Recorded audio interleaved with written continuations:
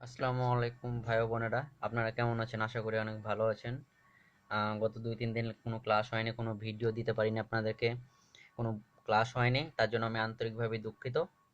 তো আজকে আমরা যে আলোচনাটা করব সেটা হচ্ছে ভ্যাট নির্ণয় অথবা মূল্য সংযোজন কর। একটা কোম্পানির বা একজন মানুষের কিভাবে করগুলো নির্ধারণ করা হয়, বা একটি কোম্পানির করগুলো কিভাবে নির্ণয় করবো আমরা, বা কিভাবে ভ্যাট নির্ণয় করতে হয়। তো সেই অঙ্কটা করবো আজকে, আমরা সেইগুলো অঙ্ক শিখবো। তো এখানে একটি ছক আছে, এই ছকের মাধ্যমে যদি অঙ্কগুলো করা যায় তাহলে আপনার খুব সহজেই এই ছকটা মনে রাখতে পারলে আপনার এই অধ্যায়ের অঙ্ক নিয়ে কোনো প্রবলেম হবে না আশা করি। এই ছকটা খুব ইম্পর্টেন্ট, আমি আপনাদের নোটকে দিয়ে দিয়েছি এবং আজকে ভিডিওতে বুঝিয়ে দেবো। এই ছকটা মনে রাখতে পারলে আপনাকে যেভাবে প্রশ্ন দেওয়া হোক না কেন সেভাবে প্রশ্নের উত্তর করতে পারবেন। আরেকটা কথা বলে রাখি এখানে, যে আজকে যে ছকটা আলোচনা করব এই ছকটা কিন্তু আমাদের ম্যানেজমেন্ট অ্যাকাউন্টিং এর 2 নম্বর অধ্যায় অর্থাৎ কস্ট কনসেপ্ট অ্যান্ড ক্লাসিফিকেশন যে অধ্যায়টা আছে সেই অধ্যায়ের সাথে যোগসূত্র আছে এই অধ্যায়ের। তো আমরা কথা না বাড়িয়ে চলুন শুরু করা যাক। প্রথমে আমাদেরকে প্রারম্ভিক কাঁচামাল, এই প্রারম্ভিক কাঁচামালের টাকা আমাদের সরাসরি 2 নম্বর ঘরে বসাতে হবে।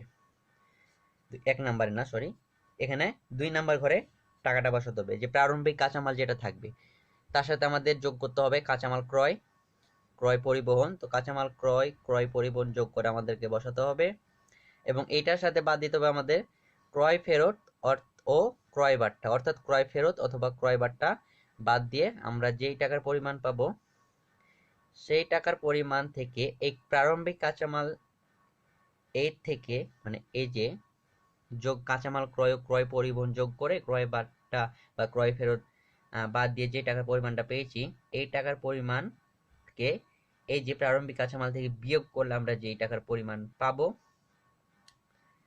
পেলাম, এই টাকার পরিমাণ থেকে আমাদের আবার বাদ দিতে হবে কাঁচামালের সমাপনী মজুদ, মজুদ। এই কাঁচামালের সমাপনী মজুদ বাদ দিলে যে টাকা পাবো আমরা, এই টাকা হচ্ছে ব্যবহৃত কাঁচামালের ব্যয়, অর্থাৎ ব্যবহৃত কাঁচামাল ব্যয়। এর সাথে আমাদেরকে আবার যোগ করতে হবে প্রত্যক্ষ শ্রম বা মজুরি, অর্থাৎ কোনো উৎপাদন প্রতিষ্ঠানের সাথে সরাসরি যে শ্রমগুলো যুক্ত থাকে সেগুলো হচ্ছে প্রত্যক্ষ, বা অন্যান্য যে খরচগুলো যুক্ত থাকে সেগুলো হচ্ছে প্রত্যক্ষ খরচ। মানে একটি কোম্পানি বা কোনো উৎপাদন প্রতিষ্ঠানের সাথে সরাসরি যে খরচগুলো অন্তর্ভুক্ত থাকে। তো এর সাথে আমাদের যোগ করতে হবে। এগুলো খুব ভালোভাবে মনে রাখবেন যে কোনটা যোগ করতে হবে কোনটা বিয়োগ করতে হবে। এখানে ঘিচিমিচি হয়ে যাবে অনেক। আমি আপনাদের যে নোটটি দিয়েছি সেই নোটটি ভালোভাবে পড়ুন, মনে রাখুন, তাহলে অঙ্ক করতে আপনাদের অনেক সুবিধা হবে। আমার কাজ হলো শুধু আপনাকে ধরাই দেওয়া যে কোন আইটেমটা কিভাবে নির্ণয় করতে হবে, বাকি আপনার কাজ আপনাদের। খুব ইজি একটা অঙ্ক। তো যোগ করতে হবে আমাদের প্রত্যক্ষ শ্রম বা মজুরি, বা এইটা দেওয়া থাকবে প্রশ্ন, বা অন্যান্য প্রত্যক্ষ খরচ। এগুলো অনেকগুলো আছে, প্রশ্নপত্র দেখলে আমরা বুঝতে পারবো, প্রশ্নপত্র দেখলে আপনারা বুঝতে পারবেন। তো এই 2 টাকা প্রত্যক্ষ শ্রম বা মজুরি এবং অন্যান্য প্রত্যক্ষ খরচ যদি থাকে, এই 2 টাকার খরচ যোগ করে এই যে ব্যবহৃত কাঁচামালের ব্যয় যে টাকা পেয়েছি সেটা থেকে বাদ দিলে আমরা পাবো মুখ্য ব্যয়, অর্থাৎ প্রাইম কস্ট। এটা হচ্ছে মুখ্য ব্যয় পেলাম আমরা। এখন এর সাথে যোগ করতে হবে যোগ কারখানার উপরি ব্যয়, মানে কারখানার উপরে যতগুলো ব্যয় আছে সেই ব্যয়গুলো আমাদেরকে যোগ করতে হবে। তো কি কি থাকে দেখে নেওয়া যাক। পরোক্ষ কাঁচামাল দেওয়া থাকতে পারে, পরোক্ষ মজুরি বা শ্রম দেওয়া থাকতে পারে, কারখানার ভাড়া ও কর দেওয়া থাকতে পারে, যন্ত্রপাতির অপচয় দেওয়া থাকতে পারে, কারখানার মেরামত ও রক্ষণাবেক্ষণ খরচ দেওয়া থাকতে পারে, কারখানা বীমা, পানি ও বিদ্যুৎ তাপ দেওয়া থাকতে পারে। যদি এইগুলো দেওয়া থাকে আলাদা করে তাহলে সব টাকার পরিমাণ যোগ করে আমরা এই মুখ্য ব্যয় এর সাথে যোগ করব আবার। আর যদি শুধুমাত্র দেওয়া থাকে কারখানা উপরি ব্যয় এবং টাকার পরিমাণ দেওয়া থাকে তাহলে আমরা সরাসরি এই টাকার পরিমাণ 2 নম্বর করে বসাই দিয়ে যোগ করে যেই টাকার পরিমাণ পাবো সেইটা হচ্ছে আমাদের মোট কারখানা ব্যয়। এই যে মোট কারখানা ব্যয়।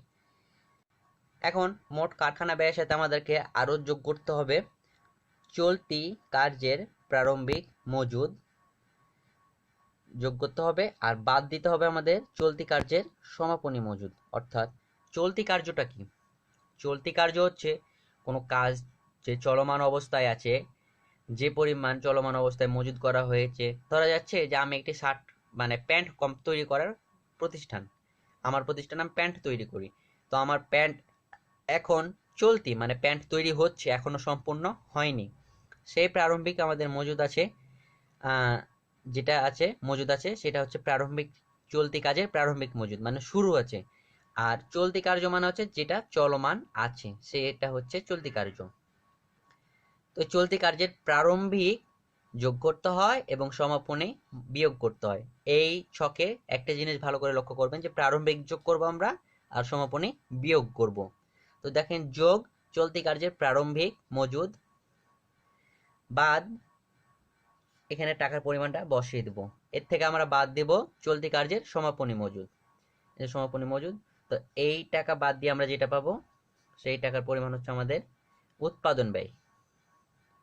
এই যে উৎপাদন ব্যয়। তো উৎপাদন ব্যয়ের সাথে আবার আমাদের যোগ করতে হবে তৈরি অথবা সমাপ্ত অথবা উৎপাদিত দ্রব্যের প্রারম্ভিক মজুদ। অর্থাৎ আমাদের তৈরিকৃত দ্রব্যের বা উৎপাদিত দ্রব্যের বা সমাপ্ত দ্রব্যের প্রারম্ভিক মজুদ যোগ করতে হবে। যোগ করে যে টাকা পাবো সেটা বসিয়ে দেবো। এর থেকে আমাদের বাদ দিতে হবে তৈরি সমাপ্ত উৎপাদিত দ্রব্যের সমাপনী মজুদ। ওই যে আমি একটু আগে বললাম যে যে কোনো জিনিসে প্রারম্ভিকটা আমরা যোগ করব আর সমাপনীটা আমরা বিয়োগ করব, যে কোনো জিনিস দেওয়া থাকুক সেখানে। তো সমাপনী তো উৎপাদিত তৈরি সমাপ্ত উৎপাদিত দ্রব্যের সমাপনী মজুদ বের বাদ দিলে আমরা পাবো বিক্রিত পণ্যের ব্যয়। এই যে বিক্রিত পণ্যের ব্যয়, এই থেকে আমাদেরকে বাদ দিতে যোগ করতে হবে বিক্রিত পণ্যের ব্যয়ের সাথে আমাদের যোগ করতে হবে পরিচালন ব্যয়সমূহ। অর্থাৎ যে আমাদের প্রতিষ্ঠান পরিচালন করতে যা যা খরচ হয় সেগুলো হচ্ছে পরিচালন ব্যয়সমূহ।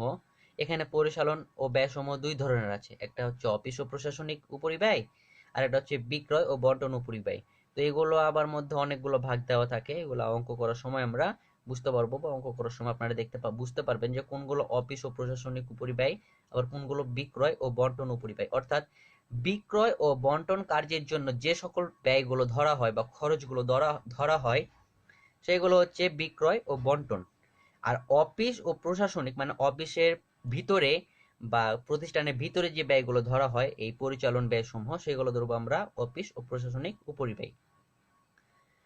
তো এই দুই টাকা যোগ করে আমাদেরকে এই বিক্রিত পণ্যের ব্যয়ের সাথে যোগ করতে হবে। যোগ করে আমরা যে টাকা পাবো সেই টাকা হচ্ছে আমাদের মোট ব্যয়। এই যে মোট ব্যয়। তো মোট ব্যয়ের সাথে আবার মুনাফা যোগ করতে হবে। মুনাফা যোগ করলে আমরা পাবো বিক্রয়। এই বিক্রয় থেকে অনেক এই দেখবেন অনেক টিচার অনেক বা শিক্ষক অথবা কিছু কিছু বইয়ে বিক্রয় পর্যন্ত অঙ্ক করে রেখে দিয়েছে, কিন্তু আমি আপনাদেরকে সুবিধার্থে আমি আবার বের করে নিয়েছি, এখানে বাদ দিয়ে দেবো আমরা ব্যবহৃত কাঁচামাল। অর্থাৎ প্রথমে যে আমরা বের করেছিলাম ব্যবহৃত কাঁচামালের ব্যয়, এই ব্যয়টা আমরা এই বিক্রয় থেকে বাদ দিয়ে যেটা পাবো সেটা হচ্ছে মূল্য সংযোজন কর বা মূল্য সংযোজন বা সংযোজিত মূল্য। তো এইটা হচ্ছে আমাদের প্রকৃত মূল্য সংযোজন কর। এখন আমাদেরকে প্রদেয় মানে কত পার্সেন্ট ভ্যাট মানে কত টাকা ভ্যাট আসবে আমাদের বা ভ্যাট দিতে হবে, তো এই জন্য আমাদেরকে লিখতে হবে প্রদেয় মূল্য সংযোজন কর সমান মূল্য সংযোজন মানে এই যে টাকা পরিমাণটা পেয়েছি আমরা এই টাকার পরিমাণটা এখানে দেব গুণিত প্রশ্নপত্রে 15% বলা থাকুক আর না থাকুক আমাদেরকে 15% ভ্যাট নির্ণয় করতে হয়, কারণ এটা কখনো চেঞ্জ হয় না। আমাদেরকে 15%ই আমরা জানি ভ্যাটের পরিমাণ আমাদের 15%, তাই 15% ভ্যাট নির্ণয় করে যেই টাকার পরিমাণ পাবো আমরা সেইটা হচ্ছে উত্তর।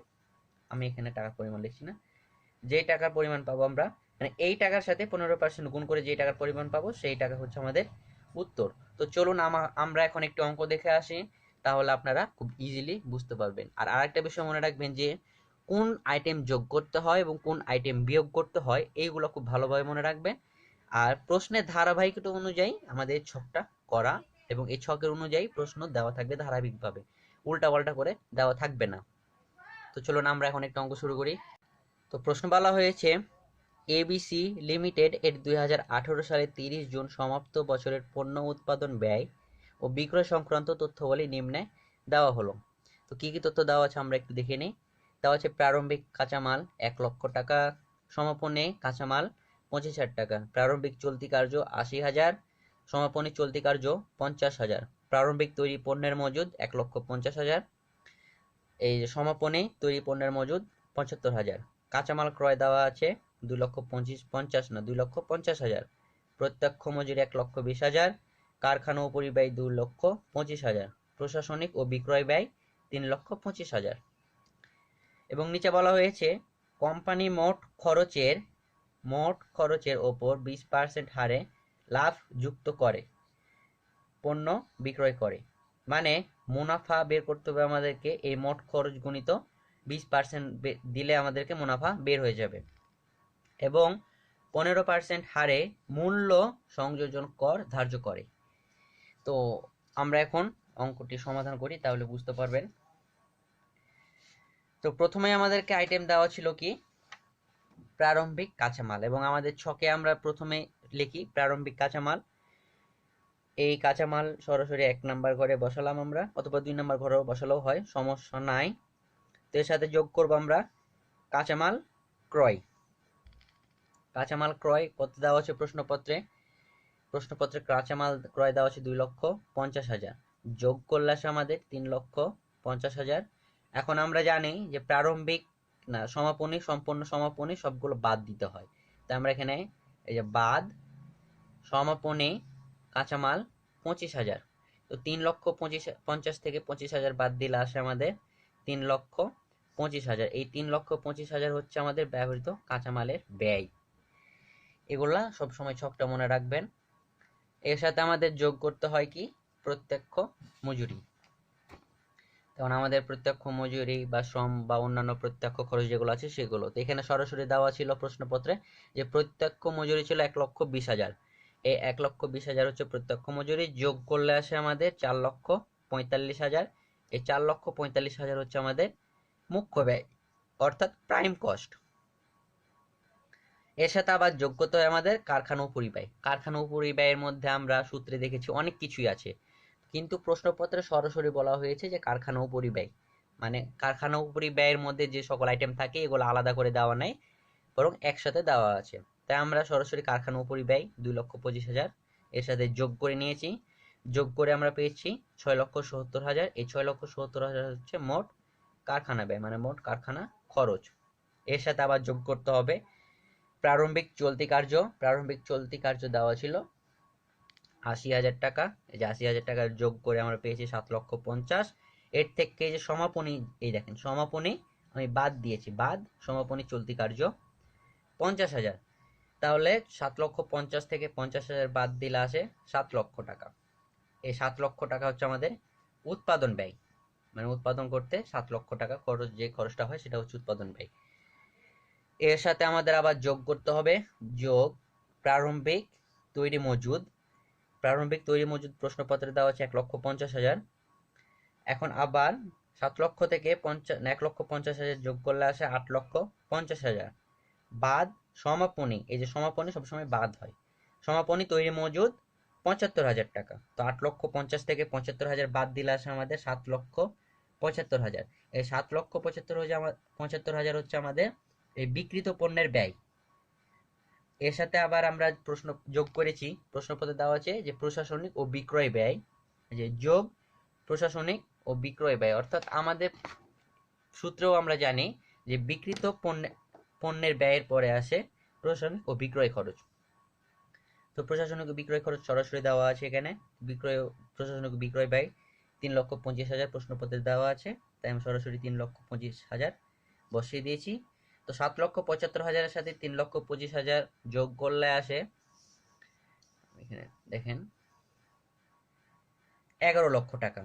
এটা হচ্ছে আমাদের মোট ব্যয় হচ্ছে 11 লক্ষ টাকা। তো মোট ব্যয়ের পরে আসে আমাদের মুনাফা, যোগ মুনাফা। এখন প্রশ্নপত্রে দেখেন, প্রশ্নপত্রে বলা হয়েছে যে এই যে কোম্পানি মোট খরচের ওপর 20% হারে লাভ যুক্ত করে পণ্য বিক্রয় করে, অর্থাৎ 20% হারে লাভ অর্থাৎ মুনাফা একই জিনিস, মুনাফা যুক্ত করে পণ্য বিক্রয় করে। তাহলে আমাদেরকে মুনাফা বের করতে হবে মোট খরচের ওপর 20%। তাহলে মোট খরচ আমাদের আছে 11 লক্ষ টাকা, এরপর এর ওপর 20% ধরলে আসে 2,20,000। তাহলে আমাদের 11 লক্ষ থেকে 2,20,000 যোগ করলে আসে 13,20,000। এই 13,20,000 পেলাম আমরা। এই 13,20,000 থেকে আমাদের আবার বাদ দিতে হয় আরেকটা জিনিস দেখে নেন, যে এইটা পেলাম আমরা বিক্রয়।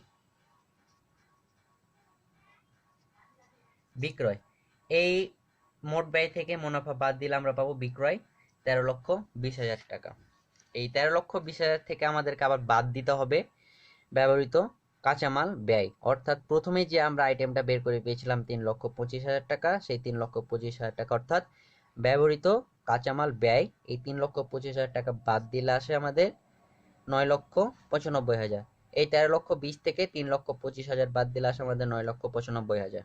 এই 9,95,000 হচ্ছে আমাদের মূল্য সংযোজন কর অথবা সংযোজিত মূল্য। এখন আমাদের ভ্যাট নির্ণয় করবো কিভাবে? আমরা ভ্যাট নির্ণয় করার জন্য আমাদের লিখতে হবে অতএব প্রদত্ত মূল্য সংযোজন কর, মানে এই কর সমান এই টাকার পরিমাণ গুণিত 15%।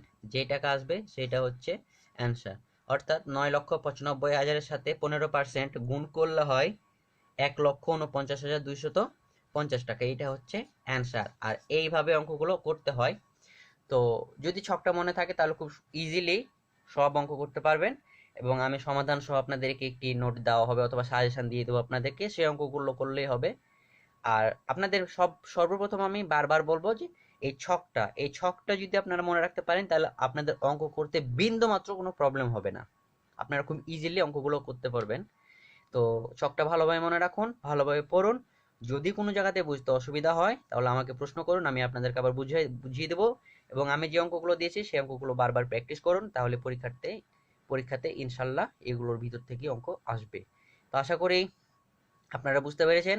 তো আজকের মতো এখানে শেষ করছি, দেখা হবে আগামী কাল কোনো একটি নতুন টপিকস নিয়ে। তো সেই পর্যন্ত ভালো থাকবেন, সুস্থ থাকবেন এবং আসসালামু আলাইকুম।